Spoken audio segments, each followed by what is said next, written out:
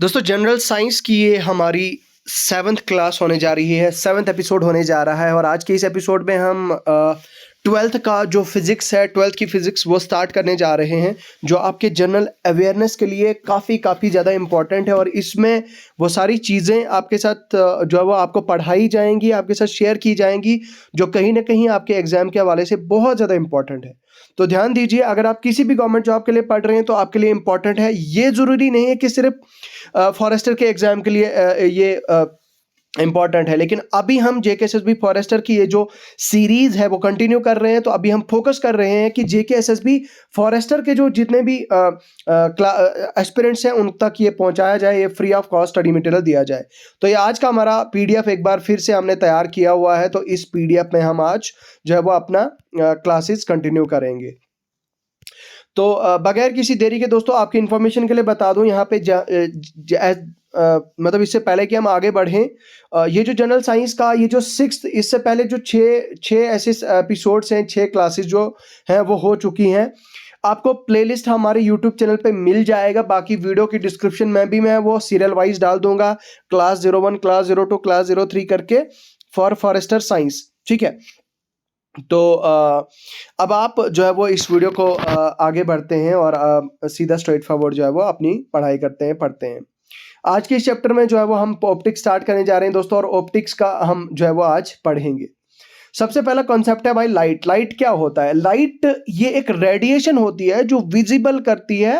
मतलब लाइट क्या होती है? ये एक रेडिएशन होती है जो चीजों को विजिबल करती है हमें देखने के लिए। मतलब अगर लाइट होगी, रोशनी, ये रोशनी है, ये एक रेडिएशन है। फिजिक्स की लैंग्वेज में हम कहेंगे कि भाई ये एक रेडिएशन है जिसकी वजह से और जिसकी हेल्प से हम चीजों को देख पाते हैं। ठीक है, इसकी स्पीड जो है वो 3 × 10⁸ मीटर पर सेकंड वैक्यूम में होती है। तो याद रखिएगा इसकी स्पीड होती है।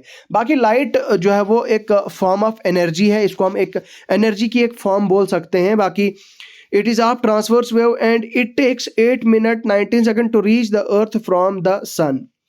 मतलब ये कि ये हमारे ये जो सन से लाइट निकलती है, ये सन से 8 मिनट 19 सेकंड्स इसको लगते हैं हमारे सन तक, मतलब हमारी अर्थ तक पहुंचने में सन से। बाकी light reflected from the moon takes 1.2 seconds to reach the earth. अच्छा, जो मून है, मतलब जो चांद है हमारा, जो चांद है, मून है हमारा, उसके उसके ऊपर जब लाइट की रिफ्लेक्शन होती है, उसके ऊपर लाइट रिफ्लेक्ट होकर जब हमारी चांद के, हमारी मून के ऊपर पहुंचती है, तो उसको 1.28 सेकंड लगते हैं हमारी मून पर पहुंचने, हमारी अर्थ पर पहुंचने के लिए। ठीक है, उसके बाद दोस्तों नेक्स्ट है, it represent the phenomena of reflection, refraction, interference, diffraction, scattering and polarisation. अब यहाँ पे बहुत सारे फिनोमेना आते हैं और एक एक करके हम सबको पढ़ते हैं। सबसे पहले हम रिफ्लेक्शन पढ़ेंगे। ठीक है, रिफ्लेक्शन क्या होता है? ये बोलते हैं ये एक फिनोमेना है, ये change of path of light है without any change of its medium. मतलब ये कि मीडियम, तो पहले आपको पता होना चाहिए कि भाई मीडियम क्या होता है। भाई मीडियम बहुत सारे टाइप के होते हैं। एक होता है रेरर मीडियम, एक होता है डेंसर मीडियम। अगर हम फिजिक्स की लैंग्वेज में बात करें, डेंसर मीडियम हम किसको बोलते हैं? डेंसर मीडियम हम बोलते हैं एक शीशे को। आप एक कंसिडर करें, आप एज्यूम करें कि एक शीशे का गिलास आपके हाथ में है और शीशे की गिलास को ऊपर से आपने ढक दिया है। तो शीशे के अंदर जो मीडियम है वो क्या है? उस गिलास के अंदर का मीडियम जो है वो डेंसर मीडियम है। और गिलास के बाहर का मीडियम, जहां से आपने इसको पकड़ा है, हाथ से पकड़ा है, वो बाहर का मीडियम क्या है? वो रेरर मीडियम है। तो रेरर मीडियम से जो है वो डेंसर मीडियम, मतलब वो अलग अलग मीडियम्स हो गए ना। एक मीडियम होगा ग्लास का अपना मीडियम, और दूसरा हो गया ये नॉर्मल मीडियम जहां से हम इसको पकड़ते हैं, रखते हैं, बैठते हैं, चाय पीते हैं, वगैरह वगैरह। तो रेरर मीडियम से डेंसर मीडियम में यहाँ पे बोल रहा है कि ऐसा कुछ नहीं होता, लेकिन एक ही मीडियम में अगर वो लाइट जो है वो डेंसर मीडियम में रिफ्लेक्ट हुई है तो उसी में। लेकिन यहाँ पे जनरली क्या होता है कि भाई एक ही फॉर्म में, हमारे रेरर मीडियम में क्या होता है, लाइट यहाँ से रिफ्लेक्ट होती है, यहाँ से आती है, यहाँ पे मिरर पे पड़ती है। अब क्योंकि ये मिरर यहाँ पे जो है वो पॉलिश्ड होता है एक तरफ से। यहाँ पे मैं आपको बता देता हूँ, देखिए यहाँ पे ये मिरर जो है वो शीशा है, एक तरफ से पीछे से इसको पॉलिश करके है। यहाँ से एक इंसिडेंट लाइट ये आई, ये आपके शीशे पर पड़ी और लाइट रे पड़ने के बाद ये यहाँ से जो है वो रिफ्लेक्ट बैक होके चली गई यहाँ इस तरफ, ठीक है। तो मतलब जिस लाइन से ये आई थी उसी लाइन में चली गई, तो इसे हम क्या बोलेंगे, इसे हम बोलेंगे रिफ्लेक्शन। मतलब ये आपकी जो है वो लाइट रिफ्लेक्ट होके चली गई, ठीक है। वही लाइट जो आप इस पे इंसिडेंट की आपने, वो रिफ्लेक्ट होके बाहर चली गई। और अब आपको बता दूं दोस्तों, अब जो इंसिडेंट लाइट आपने डाली और जो रिफ्लेक्टेड लाइट निकली, उन इंसिडेंट और रिफ्लेक्टेड लाइट के बीच में क्या होती है, आपकी नॉर्मल होती है। क्या होती है, नॉर्मल होती है। अब क्या होता है कि एंगल ऑफ जो इंसिडेंट लाइट होती है वो हमारे नॉर्मल के साथ एक एंगल बनाती है, तो उसको हम क्या बोलते हैं, एंगल ऑफ इंसिडेंस। और जो नॉर्मल के साथ रिफ्लेक्टेड रे एंगल बनाती है उसको हम क्या बोलते हैं, रिफ्लेक्टेड रे। अब यहाँ पे एंगल ऑफ रिफ्लेक्शन सॉरी, लेकिन ये रिफ्लेक्टेड रे है। अब यहाँ पे जो है वो एक और पॉइंट होता है, इसे हम बोलते हैं पॉइंट ऑफ इंसिडेंस। अब आप बताओगे कि भाई ये नॉर्मल ये लाइन कहाँ से आई। भाई आप सारे साइंस पढ़े हुए हो, मुझे नहीं लगता है कि बहुत ज़्यादा डीप जाना, लेकिन मुझे लगता है कि आपने बहुत सारी चीज़ें, मैं एज्यूम कर रहा हूँ कि आपने बहुत सारी चीज़ों को भुला दिया है, और मैं आपको बेसिक से पढ़ा रहा हूँ। मैं इस तरह से आपको पढ़ा रहा हूँ कि आपने अभी से स्टार्ट किया है, ठीक है। और मैं कोशिश कर रहा हूँ कि बेस्ट से बेस्ट कंटेंट आपको दिया जाए दोस्तों, बेस्ट से बेस्ट सोर्सेज आपको दिए जाएं, ताकि आपको हेल्प हो, आपको जो है वो मदद हो। अब यहाँ पे कहने का मतलब ये है कि भाई रिफ्लेक्शन क्या हुई। रिफ्लेक्शन मतलब एक इंसिडेंट लाइट आपने आपके मिरर पे पड़ी, और लाइट के पड़ने के बाद, मिरर पे पड़ने के बाद वो जो रिफ्लेक्ट होके रिफ्लेक्ट बैक उधर, उसी लाइट से जिस रास्ते से आई, उसी एंगल से, जिस एंगल से आई थी उस एंगल से ही वो रिफ्लेक्ट बैक होके चली गई, तो ये हमारी रिफ्लेक्शन होती है। अब नॉर्मल क्या होती है, अब आप बताओगे भाई नॉर्मल क्या है। नॉर्मल एक इमेजिनरी लाइन है जो इन दोनों के बीच में आती है, और नॉर्मल और एंगल ऑफ इंसिडेंस के बीच में एक एंगल और इसके बीच में एक एंगल होता है, इसको हम बोलते हैं एंगल ऑफ इंसिडेंस और रिफ्लेक्शन। Laws of reflection. अब लॉज क्या होते हैं रिफ्लेक्शन के भाई, तो लॉज होते हैं angle of incidence is equal to angle of reflection, angle I is equal to angle R. इसका मतलब ये हुआ कि भाई नॉर्मल, ये नॉर्मल यहाँ पे थोड़ा सा मुझे इसको जूम इन करने दीजिए। ये नॉर्मल और ये इंसिडेंट रे, इन दोनों के बीच में जो एंगल बन रहा है वो एंगल ऑफ इंसिडेंस है। तो और जो नॉर्मल और रिफ्लेक्टेड रे के बीच में एंगल बन रहा है वो एंगल ऑफ रिफ्लेक्शन बन रहा है। ये बोल रहा है कि angle of incidence is equal to angle of reflection. इसका मतलब ये हुआ कि भाई angle I is equal to angle R. In short, ना एंगल ऑफ इंसिडेंस बड़ा है, ना एंगल ऑफ रिफ्लेक्शन बड़ा है, ना एंगल ऑफ इंसिडेंस छोटा है, ना एंगल ऑफ रिफ्लेक्शन छोटा है। तो कोई भी एंगल यहाँ पे छोटा नहीं है, दोनों एंगल जो है वो सेम है, कोई छोटा कोई बड़ा नहीं है, बस ऐसा ही है। अच्छा, लॉज ऑफ रिफ्लेक्शन ये कहता है कि भाई incident ray, angle of incidence जो है वो एंगल ऑफ रिफ्लेक्शन के बराबर है। और दूसरा बताता है कि the incident ray, the reflected ray, the incident, the reflected and normal all lie in the same plane. मतलब ये एक ही प्लेन में है, 2D में होंगे तो 2D में ही होंगे, ठीक है। तो इसका मतलब ये हुआ कि ये सारे जो है वो एक ही प्लेन में होते हैं, ये जो है वो सिंगल प्लेन में होते हैं। तो ये होता है लॉज ऑफ रिफ्लेक्शन। उसके बाद मिरर क्या होता है। मिरर तो भाई मैंने आपको ऑलरेडी बताया कि ये एक पॉलिश्ड सरफेस होती है। पीछे से एक तरफ आपने शीशे को पीछे से पॉलिश किया होता है, और उसकी दूसरी तरफ से you are able to see your faces, you are able to look your face, you are able to look your cute faces, beautiful faces, ठीक है। उसके बाद प्लेन मिरर क्या होता है। प्लेन मिरर होता है, मिरर तो दो टाइप्स के होते हैं ना, यहाँ पे बताइए, देखिए प्लेन मिरर होता है और दूसरा क्या होता है यहाँ पे, उसके बाद यहाँ पे प्लेन मिरर, हाँ प्लेन मिरर, और दूसरा होता है, एक सेकेंड, दूसरा होता है आपका स्फेरिकल मिरर्स, ठीक है। एक होता है प्लेन मिरर, दूसरा होता है आपका स्फेरिकल मिरर्स। अब हम एक के बाद एक जो है वो एक एक करके पढ़ते हैं। प्लेन मिरर क्या होता है, बोलता है it is if the reflecting surface of the mirror is plane then the mirror is called plane mirror.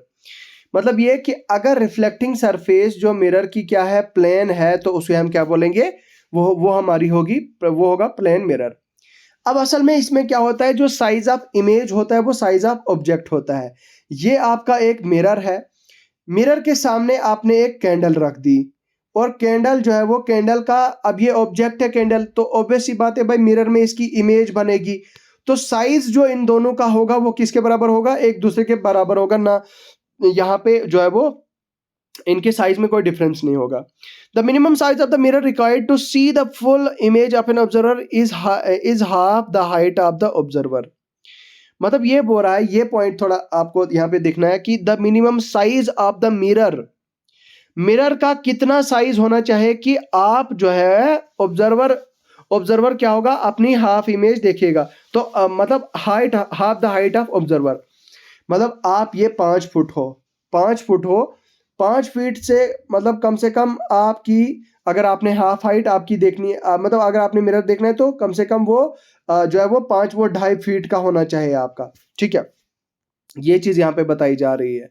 The minimum size of the mirror required to see the full image of an observer, मतलब पूरी image. मैं ये नहीं कह रहा हूं कि भाई सिर्फ आपको फेस देखना है, चेहरे के अलावा और कुछ नहीं दिखेगा आपको।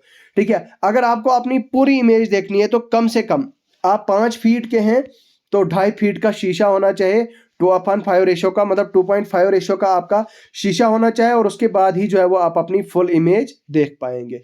2.5 फीट मतलब 2.5 फीट कहने का मतलब यह है कि मतलब हाफ से अगर ज़्यादा भी चलेगा तो भी आप देख पाते हैं, लेकिन हाफ से कम मतलब जो ऑब्जेक्ट होता है, ऑब्जेक्ट की हाइट का जो होती है उसकी हाफ से अगर कम है साइज का मिरर है, तो फिर आप मिरर पे इमेज नहीं देख पाओगे।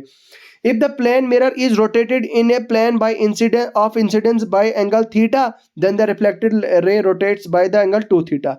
इसका मतलब ये हुआ at an angle, if the plane mirror is rotated in the plane of incidence by angle theta, मतलब अगर आप मानते हो कि आप एक प्लेन मिरर को क्या करते हो, आप एक प्लेन मिरर को रोटेट करते हो, ठीक है, रोटेशन करते हो एंगल थीटा से, then the reflected ray rotates by the angle of theta. तो उससे क्या होता है कि जो रिफ्लेक्टेड रे होती है आपके मिरर की वो किससे, 2 थीटा से मतलब रोटेट होती है। शायद आप समझे नहीं, मैं फिर से समझा देता हूँ। मतलब ये है आपका मिरर, मिरर के सामने यहाँ पे रखी है आपने, अगेन ऐसे कैंडल रखी है आपने। अब कैंडल ये बता रहा है कि भाई if the mirror is rotated by the plane of incidence by an angle theta, मान लो जो आपका प्लेन ऑफ इंसिडेंस है, मतलब जो इस तरह से आपने इस तरह से इसको रोटेट किया आपने मिरर को by an angle theta angle से आपने इसको रोटेट किया, तो the reflected ray rotates the angle then the reflected ray rotates the angle by an angle of 2 theta. ठीक है, तो जो आपकी रिफ्लेक्टेड रे होगी वो 2 थीटा पे से जो है वो यहाँ पे रोटेट हो जाएगी। दूसरे एग्जांपल के तौर पे मैं आपको समझाना चाहूंगा, ये थोड़ी आसान हो जाएगी। यहाँ से आपकी एक टॉर्च की लाइट यहाँ पे आ रही है मिरर पे, मिरर से आने के बाद ये यहाँ से होके क्या हो रही है, रिफ्लेक्ट होके चली जा रही है। ये इंसिडेंस है और ये रिफ्लेक्टेड है, ये आई है ये आर है। अब ये बोल रहा है कि अगर आपका plane mirror is rotated in the plane of incidence by angle theta, अगर आपका प्लेन मिरर जो है वो एंगल थीटा, अब देखो इस मिरर को ही आपने थीटा एंगल से मूव किया, तो क्या होगा कि आपका जो रिफ्लेक्टेड रे होगी वो 2 थीटा डबल मतलब एंगल से जो है वो रोटेट करेगी। If the object is displaced by the distance x toward or away from the mirror, then the image will be displaced by the x towards or away from the mirror। मतलब ये कि आपने क्या काम किया, एक object को आपने क्या काम किया, एक जगह से दूसरी जगह पे हटा लिया बाय द डिस्टेंस x, मतलब मेरे शीशे के आगे से आपने इसको एक डिस्टेंस मतलब बाय डिस्टेंस x से जो है वो डिस्प्लेस किया, तो image will be displayed bye, तो इमेज भी जो है वो x डिस्टेंस से आपकी डिस्प्लेस हो जाएगी। ठीक है, उसके बाद है आपका नेक्स्ट आपका हाँ, focal length of the plane mirror is infinity. जो फोकल लेंथ होती है वो मैं आगे समझाऊंगा आपको फोकल लेंथ क्या होता है। तो power of plane mirror is 0, तो पावर क्या होती है, प्लेन मिरर क्या होती है, पावर का फॉर्मूला होता है P = 1/f। तो इसका मतलब ये हुआ कि if the length of plane mirror is infinity, अगर मान लो प्लेन मिरर की फोकल लेंथ अगर ये 0 हो जाती है, तो पावर क्या हो जाएगी, 1/0 = इंफिनिटी, तो पावर इनफाइनाइट हो जाएगी। यहाँ पे power of the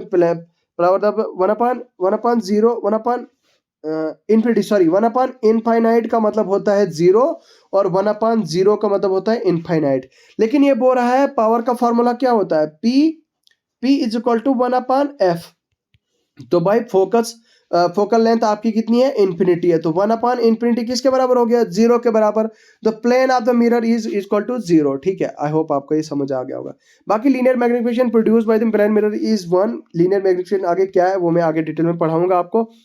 When two mirrors are mirrors are kept facing each other at an angle theta, then an object is placed between them, then अच्छा, मतलब मान लो अगर आपने टू प्लेन मिरर्स एक दूसरे के ऐसे ऐसे रखे हैं और एक ऑब्जेक्ट उन दोनों के बीच में रखा है यहाँ पे, तो क्या होगा, नंबर ऑफ इमेजेस कितनी होगी, n is equal to 360 upon theta is equal to -n। तो 360 डिग्री अपॉन थीटा जो है वो सिमेट्रिकली इसके बीच में लाई करेगा। उसके बाद है number of images n is equal to 360 degree upon theta, तो 360 upon is an odd and object is symmetrically. बाकी यूज ऑफ प्लेन मिरर जो है वो कहाँ किसके काम आता है, आप मतलब अपनी फेस देखते हैं, अपनी खूबसूरत शक्लें देखते हैं, अपने जो है वो बाल देखते हैं वगैरह वगैरह। बाकी प्लेन मिरर्स को कहाँ पे यूज किया जाता है, constructing periscope which is used in submarines. तो भाई सबमरीन्स में भी इसका जो है वो काफी यूज रहता है। Plane mirror are use to make kaleidoscope, तो कैलेडोस्कोप के काम भी जो है वो ये आता है। अच्छा, दूसरे टाइप का मिरर जो होता है दोस्तों वो होता है स्फेरिकल मिरर। स्फेरिकल मिरर जो है वो इनको हम क्या बोलते हैं, as a part of hollow reflecting spheres of the glass. मतलब शीशे के एक स्पेयर्स होते हैं, एक तरह के एक स्पेयर होते हैं इस तरह से गोल, तो इनको हम बोलते हैं हॉलो रिफ्लेक्टिंग, मतलब जो खाली होते हैं, जो रिफ्लेक्ट करते हैं। पहला है दो टाइप के हैं ये, कनकेव मिरर, दूसरा है कन्वेक्स मिरर। अब जो कनकेव मिरर है दोस्तों, कनकेव मिरर क्या करता है, कनकेव मिरर बोलता है कि कनकेव, यहाँ पे आपको ट्रिक से याद क्या रखना है, यहाँ पे कुछ चीज़ें और भी टर्म्स में बताऊंगा वो आपको याद रखनी है। कनकेव का मतलब होता है कि वो उसकी जो आउटर सरफेस जो है वो पॉलिश करके है, ठीक है, whose reflecting surface is inwardly leaned called concave mirror। ये शायद आप में से ये लैंग्वेज थोड़ी सी यहाँ पे टफ है, आपको आप में से बहुत सारे लोगों को शायद मे भी समझ ना आए। तो कहने का मतलब ये है कि कनकेव मिरर का मतलब ये होता है कि भाई वो उसकी जो पेंटेड सरफेस होती है बाहर से होती है और रिफ्लेक्टिंग सरफेस अंदर से होती है, ठीक है, उसको हम क्या बोलते हैं, उसको हम बोलते हैं कनकेव मिरर। इसका मतलब ये हुआ कि इसके अंदर लाइट्स अंदर जाती है और मतलब शक्ल वगैरह जो भी है वो अंदर दिखाई देती है, पीछे वाली साइड नहीं दिखाई देती है, ठीक है। उसके बाद कनकेव मिरर को जो है वो क्या क्या ऐसी टर्म्स हैं वो आपको याद रखनी है। मतलब एक ये है कनकेव मिरर पूरा का पूरा आपका, और इसको जो लाइन हाफ दो पार्ट्स में डिवाइड करती है, एक और दो पार्ट्स में डिवाइड करती है, इसको बोलते हैं, इस लाइन को हम क्या बोलते हैं, प्रिंसिपल एक्सिस बोलते हैं। ये लाइन क्या करती है, पूरे जो आपकी कनकेव मिरर है इसको दो पार्ट्स में डिवाइड करती है, दैट इज योर आपका क्या है, दो पार्ट्स में डिवाइड करती है, तो इसको हम क्या बोलते हैं, प्रिंसिपल एक्सिस कहते हैं। तो मतलब ये हुआ प्रिंसिपल एक्सिस एक ऐसी इमेजिनरी लाइन है जो आपके सर्कल को दो पार्ट्स में डिवाइड करती है। उसके बाद कुछ ऐसी इंपॉर्टेंट टर्म्स हैं जो आपको याद रखनी है। देखिए प्रिंसिपल एक्सिस में सबसे पहले आता है यहाँ पे इनफाइनाइट, तो पता है भाई वो आता है, लेकिन यहाँ पे एक आता है सेंटर ऑफ कर्वेचर, दूसरा आता है फोकस, तीसरा आता है पोल। तो पोल क्या होता है मेरे दोस्तों, पोल होता है वो पॉइंट जो मिड पॉइंट होता है किसका, प्रिंसिपल एक्सिस और पूरे हमारे रिफ्लेक्टिंग कनकेव मिरर का, ठीक है। अब कनकेव मिरर का और इसका जो एक पॉइंट होता है मिड पॉइंट, इसको हम क्या बोलते हैं, यहाँ पे जरूरी नहीं है कि प्रिंसिपल एक्सिस का भी मिड पॉइंट हो, लेकिन हम बात कर रहे हैं कनकेव मिरर की, तो कनकेव मिरर का ये मिड पॉइंट होता है और इसे हम क्या बोलते हैं दोस्तों, इसको हम बोलते हैं यहाँ पे पोल, इसको हम क्या बोलेंगे, पोल, इट इज कॉल्ड एज पोल। और ये आ गया मेरा फोकस, पोल के बाद में आ गया फोकस के बैक साइड में आ गया सेंटर ऑफ कर्वेचर के पीछे आ गया सारा ये आपका ये है फिर आपकी पूरे कनकेव की गेम।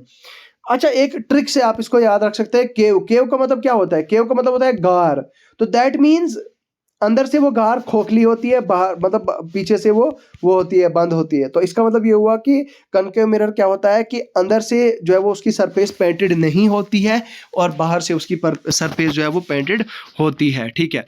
तो उसके बाद है कन्वेक्स मिरर। कन्वेक्स मिरर क्या होता है, convex the spherical mirror whose reflecting surface is outwardly lean. तो इसका मतलब ये हुआ कि भाई जो आपका कन्वेक्स मिरर है, कन्वेक्स का मतलब ये हुआ कि क्लोज्ड है, तो इसकी जो अंदर वाली सरफेस है मेरे दोस्तों अंदर वाली सरफेस जो है वो ये पेंटेड होती है। अंदर वाली सरफेस से जो है वो आपकी रिफ्लेक्शन नहीं होती है। इसकी बाहर वाली सरफेस जो है वो क्या होती है, पेंटेड, ये रिफ्लेक्टेड वाली होती है, अंदर से जो है वो पेंटेड होती है। एक और चीज़ मैं यहाँ पे भूल गया आपको कि यहाँ पे ये जो डिस्टेंस होता है, ये पूरा डिस्टेंस यहाँ इस पॉइंट से लेकर इस पॉइंट के बीच में, इसको हम क्या बोलते हैं, अपर्चर बोलते हैं। ठीक है, ये याद रखिएगा दोस्तों, बहुत इंपॉर्टेंट टर्म्स है।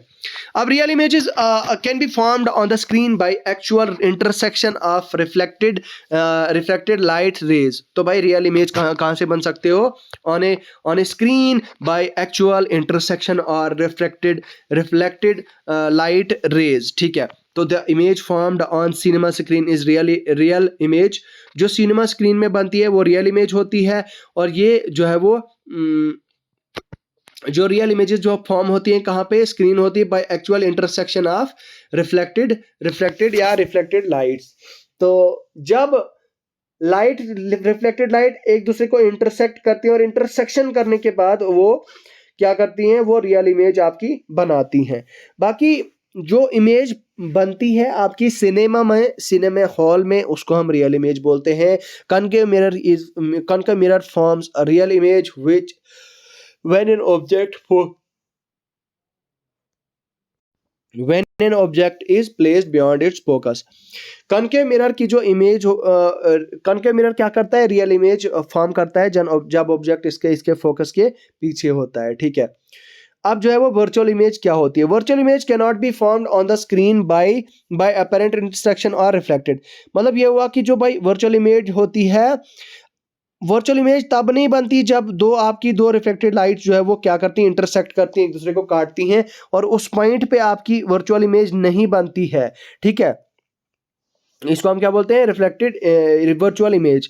The image of our face when we look in the mirror is a virtual image. तो मतलब ये आपको चीज समझनी होगी, पता होनी चाहिए दोस्तों, कि जब हम शीशे में देखते हैं, मिरर में देखते हैं, वहां पे हमारी जो फेस, हमारी जो शक्ल सूरत दिखाई देती है, वो रियल इमेज नहीं होती है। याद रखिएगा, वो वर्चुअल इमेज होती है। The concave mirror forms a virtual image when an object is placed between focus and pole of the mirror. अच्छा, ये तो मैं आगे आपको समझाऊंगा कि भाई पोल और फोकस के बीच में ऑब्जेक्ट रखा और इमेज रियल बनी, वो मैं आगे आपको समझाऊंगा बहुत खूबसूरत और बहुत ही मजे से। ठीक है, इसलिए आप देखो आगे। अच्छा, सबसे पहले है हमारा अब कनकेव मिरर की जो इमेज फॉर्मेशन है। Image formation by A concave mirror क्या होता है। सबसे पहले दोस्तों मैंने आपको पहले ही बताया था कि ये टर्म्स आपको याद रखनी पड़ेंगी। कौन सी टर्म्स आपको याद रखनी पड़ेंगी, ये है टर्म्स आपकी, पोल कहाँ होता है, आपका फोकस कहाँ होता है, सेंटर ऑफ कर्वेचर कहाँ होता है, अपर्चर क्या होता है आपका। खैर अपर्चर जरूरी नहीं है, लेकिन आपका ये चीज क्या क्या है ये आपको याद रखनी है, ये बेसिक चीजें हैं। सबसे पहला है point, when the object is at infinity image formed at F. अच्छा, सबसे पहले देखो भाई, आपको कुछ पता नहीं है कि आपका जो ऑब्जेक्ट है वो इंफिनिटी है, और ऑब्जेक्ट जो लाइट आ रही है इंफिनिटी से आ रही है, और इंफिनिटी से आने के बाद एक लाइट रे आपके सेंटर ऑफ कर्वेचर को क्रॉस करती है, दूसरी लाइट रे आपके फोकस को क्रॉस करती है, और ये क्रॉस करने के बाद यहाँ पे जो है वो टकराती हैं इसके साथ, यहाँ से रिफ्लेक्ट होके बैक होके चली जाती है। अब देखो यहाँ पे देखने वाली चीज क्या है दोस्तों, कि जो फोकस के बीच में होते हुए गई, ये रिफ्लेक्ट होके बैक होके यहाँ की तरफ जा रही थी, लेकिन तब तक क्या हुआ कि यहाँ से जो रिफ्लेक्टेड सेंटर ऑफ कर्वेचर से जो रिफ्लेक्टेड इमेज आई थी, ये इंसिडेंट रे आई थी, यहाँ पे रिफ्लेक्ट होके ये अपने ही रास्ते पे, मतलब जिस रास्ते से आई थी उस रास्ते से वापस चली जाती है। अब ये वापस जा ही रही थी, तो तब तक यहाँ से ये वाली इमेज, यहाँ से ये वाली रे आ गई, दोनों मीट कर गए यहाँ पे, तो यहाँ पे इनकी इमेज बन गई। तो ए और एफ के बीच में जो है वो इमेज आपकी बन गई। तो ये इसका कहने का मतलब ये हुआ कि इन्फिनिटी पे आपका ऑब्जेक्ट है, तो इमेज कहां पे बनेगी, इमेज आपकी जो है वो एफ पे बनेगी। उसके बाद अब आपको ट्रिक से याद रखना है। अब देखो यहाँ पे when the rays are parallel from the principal axis, parallel to the principal axis। देखो जब आपके प्रिंसिपल एक्सिस, ये एनसीईआरटी का जो तो जितने भी ये है, ये सारे एनसीईआरटी के टर्म्स है, एनसीईआरटी का ये किया है, मैंने यूज किया है इसके लिए।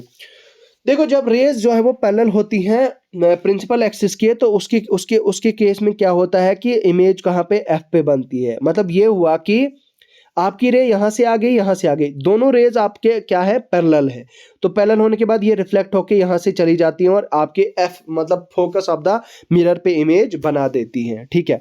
उसके बाद थर्ड केस है आपका दोस्तों, थर्ड केस है यहाँ पे आपको देखते हैं, when the object is between infinity and C. देखो जब ऑब्जेक्ट जो है वो ऑब्जेक्ट जब आपका इंफिनिटी और सी के बीच में है, मतलब यहाँ पे ये सेंटर ऑफ कर्वेचर है और ये इंफिनिटी है इधर, लेकिन इंफिनिटी और सेंटर ऑफ कर्वेचर के बीच में ये ऑब्जेक्ट है, मतलब इसको हम क्या बोलेंगे, बियॉन्ड सी भी बोल सकते हैं, BEYOND, मतलब सेंटर ऑफ कर्वेचर के पीछे। किसके पीछे, सेंटर ऑफ कर्वेचर के पीछे जब ऑब्जेक्ट को मैंने रखा, यहां से एक लाइट रे चली गई, यहां से रिफ्लेक्ट होके फोकस के बीच से क्रॉस करते हुए यहां इधर की तरफ चली गई, और एक लाइट रे जो सेंटर ऑफ कर्वेचर को काटते हुए सीधा स्ट्रेट फॉरवर्ड आगे चली गई, मिरर से रिफ्लेक्ट होने के बाद ये इसी रास्ते से वापस आ रही है, लेकिन आते आते रास्ते में क्या हो गया कि इसका क्रॉस जो है वो यहां पे लग गया। इसका मतलब ये हुआ कि फोकस और सेंटर ऑफ कर्वेचर के बीच में ये इमेज यहां पे बन गई। मैंने आपको पहले ही बोला था कि जब दो लाइट रे जो रिफ्लेक्टेड लाइट रे जहां पे भी मीट करती हैं, वहां पे जो है वो आपकी रियल इमेज बनती है। तो रियल इमेज जो है वो यहाँ पे बन गई, ठीक है। तो उसके बाद दोस्तों यहाँ पे आपकी इमेज जो है वो रियल इमेज बन गई, और कहाँ पे बन गई आपकी इमेज, ये बन गई आपकी आपके सेंटर ऑफ कर्वेचर और फोकस के बीच में। उसके बाद है नेक्स्ट दोस्तों आपके, अब देखो यहाँ पे एक चीज मैं आपको बता दूं, पहले हम इंफिनिटी थे, इंफिनिटी से हम कहाँ आ गए, सी के पीछे आ गए।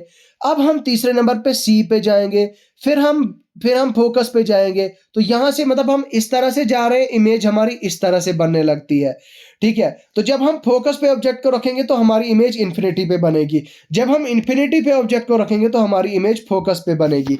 ये ट्रिक जो है वो आपको याद रखनी है, इससे आपको आसानी होगी याद रखने में। When the object is a seat, अब देखो मैंने क्या कहा आपको, मैंने अभी कहा आपको कि आपका ऑब्जेक्ट जब कहाँ पे है, इन्फिनिटी पे है, इन्फिनिटी पे है तो भाई फोकस पे आपकी इमेज बना दी। अब मैंने क्या बोला कि एक स्टेप ये आगे आ गया और ये आ गया सी के पीछे यहां पे। अब इसने जब ये यहां पे आ गया तो ये इन दोनों के बीच में यहां पे इसने इमेज बना दी। अब एक और स्टेप ये आगे जाएगा तो इसका मतलब ये जाएगा सी पे, when the object is a seat. तो यहाँ पे इसका ऑब्जेक्ट जो है वो कहाँ पे बनेगा, image is formed inverted real equal to the size of the image of C itself. मतलब ये उल्टी इमेज तो जरूर बनेगी, लेकिन ये इमेज रियल बनेगी, और क्या होती है, size equal to the formed real inverted equal in size, ठीक है, and formed at C itself. उसके बाद दोस्तों व्हेन द ऑब्जेक्ट इज यहाँ पे देखिए जब मेरा यहाँ पे ऑब्जेक्ट सी पे मैंने ऑब्जेक्ट रखा, सी पे ऑब्जेक्ट रखने के बाद यहाँ पे एक लाइट रिफ्लेक्ट होके चली गई, दूसरी यहाँ से फोकस के बीच से क्रॉस काटते हुए यहाँ चली गई। अब एक लाइट तो यहाँ से आके फोकस के बीच में क्रॉस कर गई, यहाँ से दूसरी लाइट आई, ये स्ट्रेट इधर चली गई। तो इसका मतलब ये हुआ कि ये जब दोनों लाइट्स को हमने देखा, एक सेकंड यहाँ से देखिए एक इस तरह से जो है वो यहाँ पे चली गई, तो दूसरी जो है वो आपकी एक इधर तरफ आई, एक इधर की तरफ आई, ठीक है। एक अच्छा हम दो हमारी जो है वो यहाँ पे जो है वो इसकी क्या बन गई, इमेज हमारी इधर पे बन गई, मतलब सी पे बन गई इमेज। उसके बाद बोलता है भाई फोकस और सेंटर ऑफ कर्वेचर के बीच में जब हम ऑब्जेक्ट को रखते हैं तो इमेज कहाँ पे बनती है आपकी, जो आपकी इमेज बनती है वो लार्जर बनती है, और वह कहाँ बनती है, आपके बियॉन्ड सी बनती है। इसी तरह से मैंने बोला था जब हम फोकस को रखेंगे तो इमेज आपकी इन्फिनिटी में बनेगी, यहाँ पे आप देख सकते हैं, और वो इन्फिनिटी लार्ज होती है साइज में, यहाँ पे आप देख सकते हैं बहुत बड़ी साइज में होती है जब ऑब्जेक्ट आपका फोकस और पोल के बीच में रखा जाता है। अब देखो फोकस, यहाँ से फोकस और पोल के बीच में रखा आपने तो भी आपकी इमेज जो है वो वर्चुअल इरेक्ट बहुत बड़ी बनेगी, और कहाँ पे रखी जाएगी आपके यहाँ पे आप देख सकते हैं इस तरह से वो इन्फिनिटी पे ही बनाएगा, ठीक है भाई, किसी एक पॉइंट पे आके वो इन्फिनिटी, लेकिन यहाँ पे बोल रहा है कि वर्चुअल इमेज इसकी एक और यहाँ पे पीछे से बन जाती है, ठीक है। उसके बाद image formation by convex mirror, इसमें ज़्यादा सिर दर्द नहीं है, आपको बस थोड़ा सा याद रखना है आपको image formation by convex mirror क्या होता है।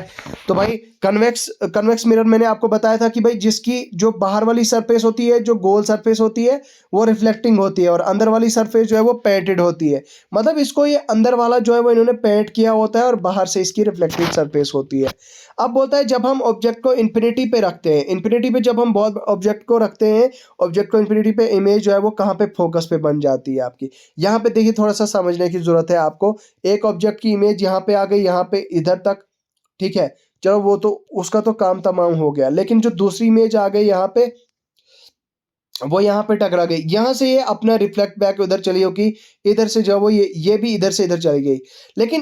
लेकिन ये जो रे है दोस्तों, ये ऊपर वाली रे है, इस ऊपर वाली रे का जो है यहाँ पे आप देखिए, यहाँ पे आप देखिए इस ऊपर वाली रे का एक जो है वो इमेज यहाँ पे बनने लग जाती है, ये इस तरह से एक्सटेंड हो जाती है पीछे, और ये जो यहाँ पे इमेज बनी थी, ये भी ऊपर, इसको भी यहाँ से जो है वो नीचे एक्सटेंड हो जाती है। तो फाइनली फिर आपकी इमेज कहाँ पे बन जाती है? आपकी इमेज बन जाती है मेरे भाई फोकस पे, मतलब जो आपके मिरर के बीच में जो फोकस होता है उसके बीच में। उसके बाद जो आपका ऑब्जेक्ट होता है, ऑब्जेक्ट को कहाँ पे इन्फिनिटी और पोल के बीच में रखा जाता है, तो आपकी इमेज जो है वो कहाँ पे बनती है? आपकी जो है वो पोल और फोकस के बीच में इमेज, आपकी पोल और फोकस के बीच में आपकी इमेज बन जाती है। बहुत बहुत इंपॉर्टेंट है दोस्तों, याद रखिएगा। उसके बाद है मिरर फार्मूला। मिरर फार्मूला क्या होता है? एक सेकंड, हाँ, उसके बाद होता है मिरर फार्मूला। मिरर फार्मूला क्या होता है दोस्तों? मिरर फार्मूला होता है 1/u 1/v plus 1/f which is equal to 2/r। इसका मतलब यह हुआ कि 1/u, u होता है और इमेज ऑब्जेक्ट डिस्टेंस, v होता है इमेज डिस्टेंस, और f होता है फोकल लेंथ, और क्या होता है? r क्या होता है आपका? हाँ, ये भी आपका यहाँ पे देख सकते हैं आप, फोकल लेंथ। तो लीनियर मैग्निफिकेशन जो है वो कैसे प्रोड्यूस होती है? m is equal to -v/u। Linear magnification का मतलब ये होता है कि भाई ratio of size of image to the ratio of size of object, मतलब जितनी भी इमेज का रेशो है आपका, वो divided by ratio of size of the object. If the magnification has a positive sign, then the image is virtual and erect. अगर magnification का हमें एक पॉजिटिव साइन है, तो इमेज जो है वो मेरी क्या होगी? वर्चुअल होगी और सीधी खड़ी होगी। उसके बाद if the magnification has a negative sign, then the image is real and inverted. उसके बाद है स्पेरिकल मिरर। स्पेरिकल मिरर क्या होते हैं? कनकेव मिरर्स होते हैं। These are reflectors in automobiles, cars and headlight सचीज। तो कहाँ कहाँ पे ये कनकेव मिरर यूज होते हैं हमारे? ये भी पूछा जा सकता है भाई, कहाँ पे यूज होता है? ऑटोमोबाइल मतलब गाड़ियों में यूज होता है, हेडलाइट्स में यूज होता है, सर्च लाइट्स में यूज होता है, हैंड टॉर्च में यूज होता है, टेबल और लैंप्स, इनमें टेबल लैंप्स में यूज होता है। शेविंग मिरर्स की तरह इसको यूज किया जाता है। डॉक्टर जो डेंटिस्ट होते हैं उसे दांत देखने के काम करते हैं। जो बाकी ईएनटी होते हैं वो आई नोज टंग देखने का काम जो है वो इसको यूज करते हैं, इस मिरर को यूज करते हैं। बाकी large concave mirror are used in the application of solar energy from to focus the sun's heat for heating solar furnaces. तो ये कनकेव मिरर कहाँ पे भी यूज होते हैं? बहुत बड़े बड़े सोलर एनर्जी में भी यहाँ पे इनका यूज होता है। कन्वेक्स मिरर का जो है वो कहाँ पे यूज होता है? ये हमारी जो गाड़ियां होती हैं उनका जो रियर व्यू होता है, यहाँ पे आप गाड़ी ड्राइव कर रहे हैं तो यहाँ पे आपका जो मिरर होता है उसको हम बोलते हैं कन्वेक्स मिरर बोलते हैं। बाकी बड़े कन्वेक्स मिरर जो है वो उनको हम यूज करते हैं कहाँ पे? शॉप सिक्योरिटी इमेजेस पे, ठीक है। शॉप सिक्योरिटी इमेजेस के लिए जो है वो हम यहाँ पे यूज करते हैं। These are used whether we want to see erect images और not. We can not use a concave mirror as a rear view mirror in motor vehicle. तो हम गाड़ियों में कनकेव मिरर को यूज नहीं कर सकते हैं एज ए रियर व्यू, मतलब हमें किस तरह से जो है वो हमारे पीछे कौन चल रहा है, हमारे पीछे कौन गाड़ी ला रहा है, उस पे हम कौन कनकेव मिरर यूज़ नहीं कर सकते, वहाँ पे कन्वेक्स मिरर आपका यूज़ होता है। उसके बाद है दोस्तों refraction of light. Refraction of light भी यही होता है, जो bending of light from one medium to another medium, लेकिन यहाँ पे थोड़ा सा एक प्रोसेस डिफरेंट होता है। यहाँ पे मान लीजिए ये एक मेरा बहुत बड़ा मोटा ग्लास है, यहाँ से मेरी इंसिडेंट लाइट आई, यहाँ पे इस एक एंगल से आई, और यहाँ से थोड़ा सा बेंड हो गई, ये इधर की तरफ चली गई, और इधर से फिर से ये बेंड हो गई नीचे की तरफ। यहाँ पे मैं दोबारा से इसकी डायग्राम बनाता हूँ। मतलब ये मेरा एक मिरर है, लेंस है, बहुत बड़ा शीशा है, ये मेरी इंसिडेंट लाइट। यहाँ से ये जब मेरी इंसिडेंट लाइट यहाँ पे जो है वो थोड़ी बेंड हो जाती है नॉर्मल की तरफ, यहाँ से जो है वो फिर अवे फ्रॉम द नॉर्मल इधर इस तरह से चली जाती है रिफ्रैक्ट होके। तो जब बोलता है कि इस फिनोमेना को हम बोलते हैं बेंडिंग ऑफ लाइट, इसको हम बोलते हैं refraction of light. When light passes from rare medium to denser medium, जब रेयर से डेंसर मीडियम में पास करती है दोस्तों, it bends away toward the normal, ये नॉर्मल की तरफ खुद को बेंड करती है। ये नॉर्मल होता है दोस्तों, ये इस तरह से नॉर्मल होता है, तो ये लाइट खुद को अपनी नॉर्मल की तरफ बेंड करती है। लेकिन जब ये डेंसर से रेयर मीडियम की तरफ जाती है, यानी कि आपका जो यहाँ पे मिरर है, यहाँ से इंसिडेंट रे आई और ये रिफ्रैक्ट होके इधर चली गई, बेंड हो गई, फिर यहाँ से अवे फ्रॉम द नॉर्मल चली गई। यहाँ पे ये चीज मैं आपको समझाने की कोशिश कर रहा हूँ। यहाँ पे तो ये बेंड हो गई ना, बेंड टुवर्ड द नॉर्मल, लेकिन जब ये डेंसर मीडियम से रेयर मीडियम की तरफ चली गई तो यहाँ से अवे फ्रॉम द नॉर्मल चली गई है। लॉज ऑफ रिफ्रैक्शन क्या होते हैं, ठीक है। लॉज ऑफ रिफ्रैक्शन बोलता है इंसिडेंट रिफ्रैक्टेड रे और normal are line same plane, वही चीज बता रही जा रही कि ratio of sine of angle of incidence to the sine of angle of refraction is a constant for given. तो sine I upon sine R किसके बराबर होता है, कांस्टेंट म्यू के बराबर होता है, ठीक है। Mu is equal to mu two upon mu one is equal to C upon V2 upon C upon V1, mu is equal to V1 upon V2, mu two is equal to V1 upon V2, ठीक है। V1 क्या है मेरी speed of light first medium, और V2 मेरी क्या है light क्या है सेकंड मीडियम। उसके बाद रिफ्रैक्शन क्या क्या है, रिफ्रैक्शन कहाँ कहाँ हमें देखने को मिलती है, जब सितारे ट्विंकल कर रहे होते हैं, ट्विंकल लिटिल स्टार कर रहे होते हैं, तो वहाँ पे हमें देखने को मिलता है। ओवल शेप ऑफ द सन हमें देखने को मिलती है मॉर्निंग और इवनिंग में। बेंडिंग ऑफ लीनियर ऑब्जेक्ट जो है वो वहाँ पे होता है। फिश जब पॉन्ड में क्या करती है, वो क्या appear to be smaller depth than actual, मतलब फिश काफ़ी नीचे गहरी होती है, लेकिन वो हमें क्या दिखती है, बहुत ऊपर दिखती है, ऊपर मतलब बहुत टॉप पे दिखती है, लेकिन असल में वो डेप्थ में होती है। उसके बाद वो किसकी वजह से हमारी, वो रिफ्रैक्शन की वजह से। A coin at the base of the vessel filled with the water appears to be raised, ठीक है।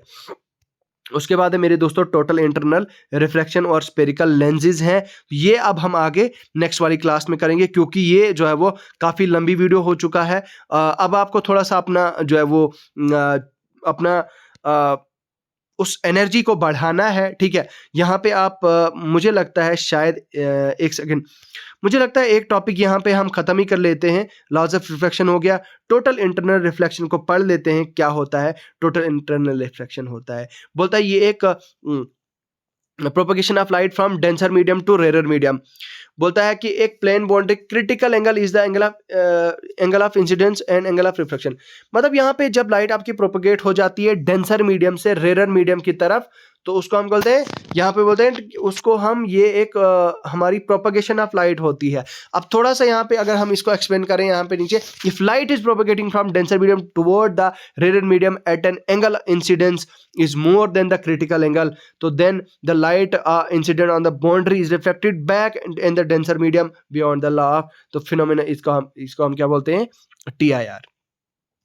मतलब कहने का मतलब यह है कि भाई डेंसर मीडियम से रेयर मीडियम की तरफ जब हमारी लाइट जो है वो बेंड हो रही है, जा रही होती है, तो एंगल ऑफ इंसिडेंस जो है वो ज्यादा होता है किसके, देन क्रिटिकल एंगल होता है।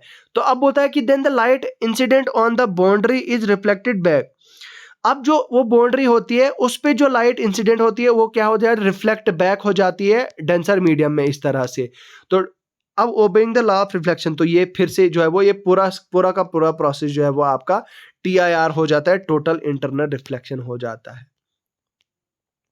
बाकी कंडीशंस क्या होती है, लाइट मस्ट बी, अच्छा इसके लिए आपकी लाइट डेंसर मीडियम से रेयर मीडियम की तरफ जानी चाहिए। Angle of incidence must exceed the critical angle, तो जो आपका एंगल ऑफ इंसिडेंस होता है एंगल आई, ये एंगल आई होता है, और आपका जो एंगल आर होता है angle of critical angle CR, तो क्रिटिकल एंगल जो है वो आपका उससे एक्सीड करना चाहिए। बाकी डायमंड का स्पार्कलिंग होना, मिराज या लूमिंग या इस तरह shining of air bubble, inverter, optic fibres वगैरह, वो क्या है, टोटल इंटरनल रिफ्लेक्शन का ही एक जो है वो सोर्स है, ठीक है। तो चलिए आज के लिए दोस्तों मुझे लगता है वीडियो 40 मिनट का ऑलमोस्ट हो चुका है, तो आज के लिए फिलहाल यहीं पे ख़त्म कर देते हैं। तो अब हम नेक्स्ट क्लास में हम करेंगे हमारे स्पेरिकल लेंसेज के बारे में। तो चलिए अभी के लिए फिलहाल इतना ही है। खुदा